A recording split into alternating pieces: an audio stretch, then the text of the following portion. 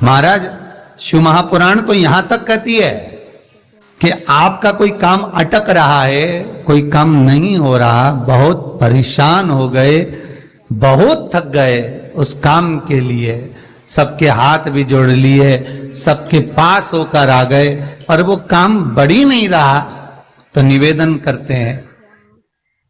घी के दिए में काली तिल डालकर सोमवार के दिन शंकर जी के मंदिर के सामने तुमरुका जी का नाम लेकर दिया लगाकर जिस काम को तुमने दुनिया के आगे कहकर देख लिया, कर देख लिया, नहीं हुआ, उस कार्य को एक बार दिया लगाकर निवेदन कर फिर जाकर देखना, काम आगे बढ़कर ही रहेगा, छूटेगा नहीं, अग्रण्य हो। कोई सहज नाम नहीं है तुमरुका जी का। कौन है तुमरुका?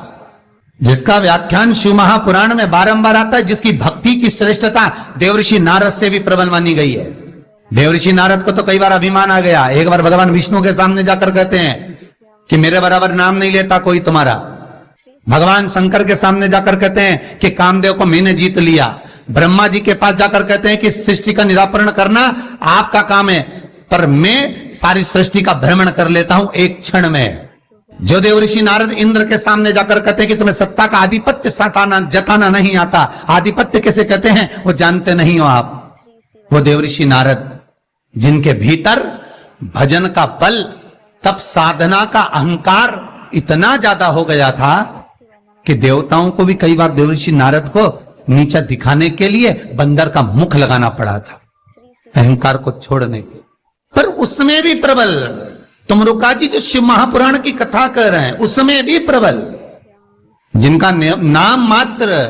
पहले भी कहा, जिस नारी का गर्भ ना ठहरे, रजस्वला धर्म का 7वां दिन,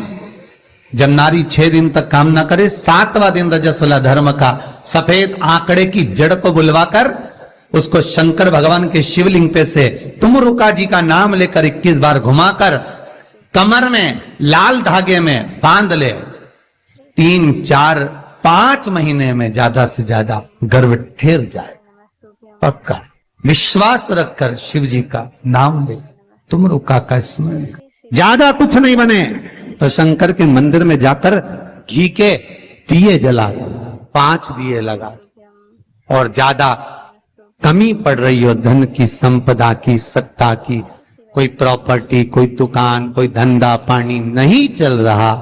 बहुत कष्ट में हो, बहुत तकलीफ में हो, तो महाराज 108 चावल के दानों को केसर में भिगोकर, केसर के पानी में केसरिया कर पकाना नहीं है, पकाना नहीं, उसको कच्चा चावल केसर में भिगोकर 108 दाने शंकर को मध्य रात्रि में, शिवरात्रि के दिन, सूर्यास्त के बाद, रात के 12 बजे से पहले कभी भी शंकर को चढ़ा दो, समर्पित कर दो। और वही अक्षत के दाने उठाकर वापिस रख लेना ब्रह्म मुहूर्त में सुबह 4 बजे, बस फिर बाबा पे सौंप देना। जितनी शिवरात्रि आती जाएंगी उतना धन बढ़ता चले जाएगा बाबा पर। संपूर्ण इतने उपाय हैं और सारे उपाय यहीं से बताए जाएंगे, नीचे से कुछ नहीं।